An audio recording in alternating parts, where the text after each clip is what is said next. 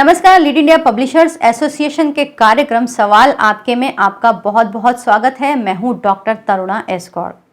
आज जो मैं क्वेश्चन ले रही हूं वो कुछ यूट्यूबर्स के हैं और कुछ न्यूज़पेपर्स के हैं। तो सबसे पहले ये जो सवाल पूछा है TKP एक्सप्रेस न्यूज़ ने पूछा है। उन्होंने कहा है, हेलो मैम, क्या पब्लिक के बीच में बिना प्रेस ID कार्ड की रिपोर्टिंग नहीं की जा सकती जो यूट्यूब पर अपनी खबरें देते हैं। इस पर हम काफ़ी सारे जवाब भी दे चुके हैं और पहले भी पूछा गया है और ये सवाल फिर से पूछा गया है। मैं बता देती हूँ कि जो आप फील्ड में जाते हैं, जो यूट्यूबर्स होते हैं, वो उनकी डिफरेंट नेचर होती है। जैसे कि नेचर से मतलब है कि उनके प्रोग्राम का फॉर्मेट क्या होता है। मान लीजिए कि आपका जो प्रोग्राम है, यूट्यूब है, जो चैनल है, वो फोकस करता है केवल न्यूज़ के ऊपर। तो उसके लिए और आप उसमें एक एज ए रिपोर्टर अपने लोगों को रखते हैं या खुद भी फील्ड में जो जाते हैं रिपोर्टर की तरह जाते हैं, तो निश्चित ही आपको प्रेस आई कार्ड की ज़रूरत पड़ेगी। उसके बिना आपको दिक्कतें होंगी। इसके रास्ते दो हैं, एक या तो आप RNI से अपना अखबार रजिस्टर्ड कराएं या फिर आप पहले भी हम बता चुके हैं किसी भी मीडिया से मीडिया टाई अप कर लें, रजिस्टर्ड मीडिया के साथ। इस तरह आप फील्ड में जाके कवरेज कर सकते हैं। दूसरा होता है जो नेचर की मैंने बात की, कंटेंट एंड फॉर्मेट की, तो उसमें क्या होता है, कई लोग केवल ओपिनियन के लिए यूट्यूब चैनल चलाते हैं। जैसे मान लीजिए कोई फिल्म रिलीज हुई, वो फील्ड में जाते हैं, पिक्चर हॉल के पास जाते हैं और पूछते हैं कि फिल्म में आपको क्या अच्छा लगा, क्या बुरा लगा, ये फिल्म कैसी थी। तो वहाँ माइक ID तो होता है लेकिन प्रेस कार्ड की आवश्यकता नहीं होती। दूसरी जो बात है, जैसे कि मान लीजिए कई यूट्यूबर्स होते हैं जो सिंसियरली जो है किसी भी टॉपिक को फॉलो करते हैं। जैसे कि अभी किसान आंदोलन चल रहा है, तो अगर मान लीजिए कोई यूट्यूबर है और वो किसान आंदोलन को कवर कर रहा है, तो वहाँ पे दोनों ही बातें हैं। वो कवर कर भी सकते हैं और खाली एक स्वतंत्र नागरिक की तरह ओपिनियंस भी ले सकते हैं और अपने यूट्यूब चैनल पर डाल सकते हैं। तो इसमें कोई समस्या नहीं है। यदि आपको फिर भी इसके अलावा कोई क्वेश्चन पूछना हो तो आप हमें कमेंट बॉक्स में लिखकर पूछ लीजिएगा। अगला क्वेश्चन मैं ले रही हूँ 70 गेमर का। ये पूछ रहे हैं, गवर्नमेंट सर्वेंट यूट्यूब चैनल चला सकते हैं क्या? जैसा कि आपको जानकारी होगी, जो मीडिया है वो स्वतंत्र टिप्पणी करता है, वो सरकार की आलोचना भी करता है और वो महकमों पर, दूसरी जगहों पर भी करता है। तो इसके दो कानून हैं। पहला ये कि यदि आप सरकारी नौकरी कर रहे हैं, यानी कि आपका दायित्व है कि आप 10 से 5 या 10 से 6 जो भी समय है वो पूरी तरह से सरकार के काम में लगाएं, क्योंकि आपने उसमें वहाँ पे आप काम करते हैं, उसकी तनख्वाह पाते हैं। तो यदि आप कोई और सेकेंडरी काम करते हैं तो उसमें आपका पूरा मन नहीं लगेगा, आप अपनी ड्यूटी पूरी नहीं कर पाएंगे। तो एक तरीके से नैतिक आधार पर ये गलत हो गया और कानूनी आधार पर भी गलत हो गया। तो जो गवर्नमेंट सर्वेंट है वो किसी भी तरह का दूसरी चीज़ ज्वाइन नहीं कर सकते, यानी कि वो ना तो कोई संगठन ज्वाइन कर सकते हैं, ना ही वो इस तरह के किसी कार्य में लिप्त हो सकते हैं, जैसे कि प्रेस उसको चलाना हो गया, मीडिया को चलाना हो गया या यूट्यूब चलाना हुआ। वो ऐसा कोई काम नहीं कर सकते, क्योंकि इसमें उन्हें हर तरह की बात करनी होगी। कई बार वो सरकार की आलोचना करेंगे, कई बार कानूनों की आलोचना करेंगे, तो जो कि गलत होगा। अगला सवाल है ब्रिजमोहन शर्मा जी का। उन्होंने कहा है कि आज तक जैसे माइक ID पर जो कुछ वीडियो बनाइए, तो माइक और ID क्या है, ये जो है आजकल सभी लोग इस्तेमाल कर रहे हैं, अखबार भी इस्तेमाल कर रहे हैं, टीवी चैनल्स तो शुरू ही किया था उन्होंने। जो भी न्यूज़ रिपोर्टर होते हैं वो माइक ID के साथ ही काम करते हैं। लेकिन अभी का जो समय है, वो ID जो होती है वो आपकी पहचान बताती है कि ये आप किस चैनल से हैं या किस अखबार से हैं या किस यूट्यूब से हैं। कई बार, जैसा कि मैंने पिछले क्वेश्चन में बताया था कि कंटेंट फॉर्मेट आपके चैनल का क्या है, उसमें आप माइक ID यूज़ कर सकते हैं, कोई समस्या नहीं है। तो आप अगर मान लीजिए आपका चैनल जो है मीडिया पर फोकस है, न्यूज़ चैनल है, तो आप उसे प्रेस के स्टाइल में भी बना के चला सकते हैं। और अगर आपका चैनल केवल ओपिनियन पोल्स पे है या फिर कोई और टॉपिक पर है, तो आप एक साधारण माइक भी लेकर जा सकते हैं, यानी कि उसके ऊपर कोई ID नहीं होगी। ID मतलब जो आपका नाम और लोगो जो लिखा रहता है वो एक ID होती है। एक माइक हो गया जो बिना कैप के हो गया, जो कि आप देखते हैं आज तक लिखा है या ZTV लिखा है या कोई भी आपका अपना चैनल भी, उसका नाम, वो आपकी चॉइस है कि आप लिखना चाहते हैं या नहीं।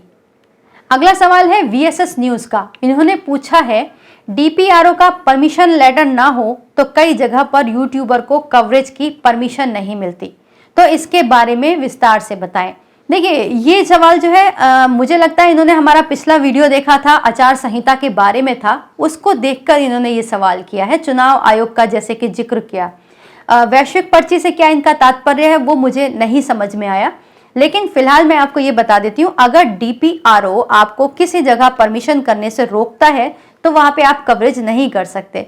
लेकिन जैसा कि मैं अभी बता रही थी कि कई जगह होती हैं, जैसे आंदोलन चल रहा है या फिर आप कहिए कि चुनाव में पोलिंग चल रही है, तो आप एकदम पीठासीन अधिकारी के पास जाके क्वेश्चनिंग नहीं कर सकते। अगर आप खाली यूट्यूबर हैं तो आप अंदर जाके कवरेज नहीं कर सकते, लेकिन जो कतार में लगे हुए लोग हैं, जो वोट देने के लिए खड़े हुए हैं, आप उनसे क्वेश्चन कर सकते हैं, उनकी ओपिनियन ले सकते हैं। लेकिन ओपिनियन भी बहुत सारे दायरों में है कि आप उनसे ये नहीं पूछ सकते आप किसको वोट दे रहे हैं। आप उनसे ये पूछ सकते हैं कि आपका रुझान, आप उनसे मुद्दों पे पूछ सकते हैं कि आप किस मुद्दे पर वोट देने जा रहे हैं। तो इनडायरेक्ट वे में आपका क्वेश्चन का आंसर तो मिल ही जाना है, लेकिन डायरेक्ट नहीं पूछ सकते। तो ये है कि अगर चुनाव आयोग की कवरेज के लिए या किसी भी जगह की कवरेज के लिए DPRO रोक लेता है तो आपको वहां नहीं जाना चाहिए। लेकिन इसका रास्ता क्या है कि आप फिर मीडिया की तरह से एक्ट करना चाहते हैं तो आप या तो खुद का अखबार रजिस्टर्ड कराइए या फिर मीडिया टाई अप कर सकते हैं। दूसरी बात यह है कि आजकल जो है ये जो वेब चैनल्स हैं वो सब सूचना प्रसारण मंत्रालय के दायरे में आ गए हैं।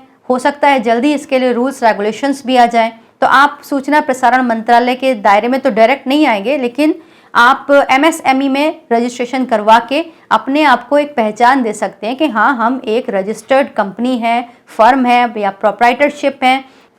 जो कि मैंने आपको बताया था कि क्लास 63 में आप अपने आप को रजिस्टर्ड कराएं, क्योंकि क्लास 63 बताती है कि आप मीडिया इंफॉर्मेशन सर्विसेज से जुड़ी हुई सर्विस दे रहे हैं। तो ये रास्ता आपके लिए अच्छा होगा। अब मैं कुछ सवाल ले रही हूँ जो अखबारों से संबंधित पूछे गए हैं। टीवी इंडिया 18 ने पूछा है कि क्या चैनल लोगो एक जैसे व नाम अलग अलग होने पर प्रॉब्लम हो सकती है? बिल्कुल हो सकती है। अगर मान लीजिए आपने किसी का लोगो लिया है, लोगो जो है कॉपीराइट का सब्जेक्ट होता है, उसमें लोग बहुत मेहनत से बनाते हैं, बहुत खर्चा करके बनाते हैं।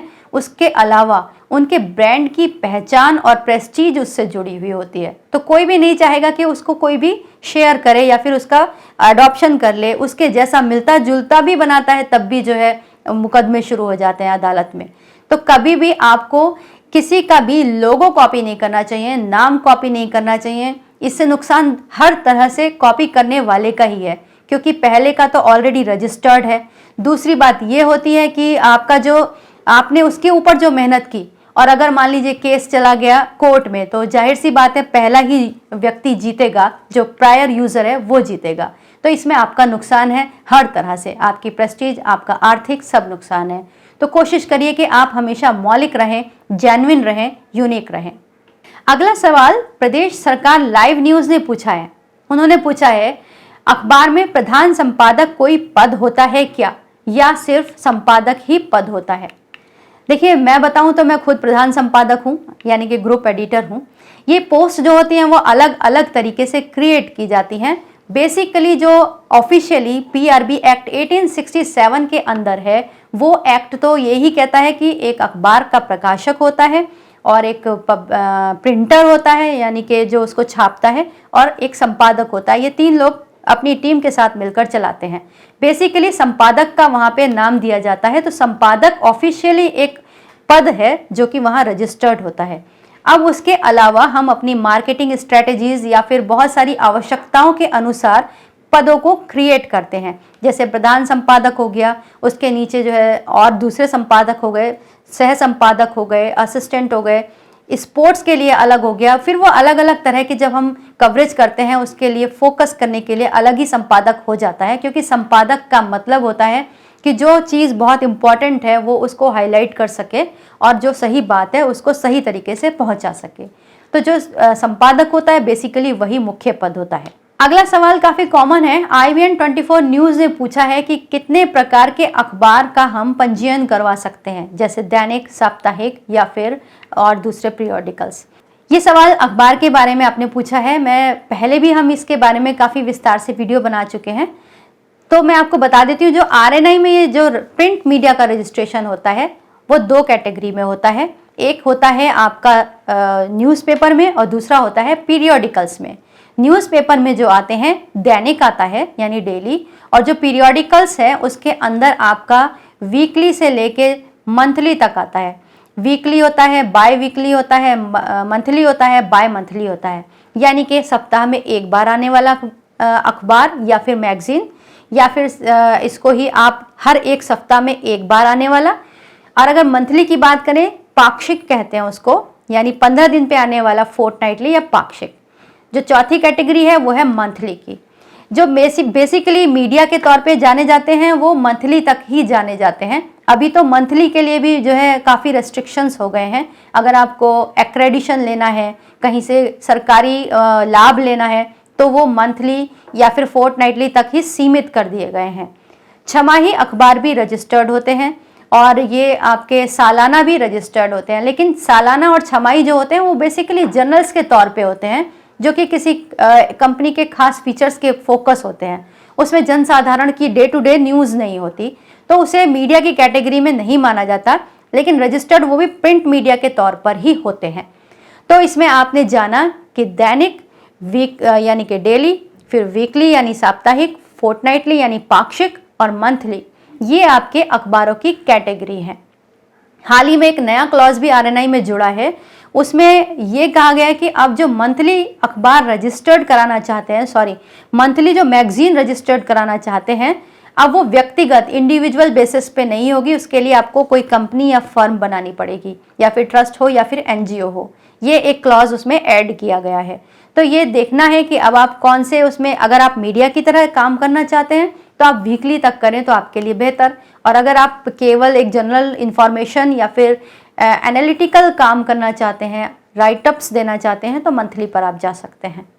अगला सवाल सरगुजा कॉइन ने पूछा है। ये काफ़ी सवाल पूछते हैं, मुझे खुशी होती है। इन्होंने कहा है, मैम अपने अखबार को अन्य राज्यों में प्रकाशित किया जा सकता है या नहीं? यदि किया जा सकता है तो कैसे? इसकी प्रक्रिया बताएं। ये तो एक बहुत बड़ा सब्जेक्ट हो जाएगा, मैं अलग वीडियो बना के आपको बता दूंगी। लेकिन शॉर्ट में ये है कि जितने भी अखबार आरएनआई से रजिस्टर्ड हैं, जो भी नाम है, वो देश के, पहले बात तो ये है कि वो हर जिले से एक बार रजिस्टर्ड होता है। तो आप देश के जितने भी जिले हैं, हर जिले में अपना एडिशन निकाल सकते हैं। एडिशन यानी संस्करण। तो जितने चाहें आप उतने अखबार निकाल सकते हैं। ये आपकी उसके कैपेसिटी, जो फाइनेंशियल कैपेसिटी है, उसके ऊपर निर्भर करता है।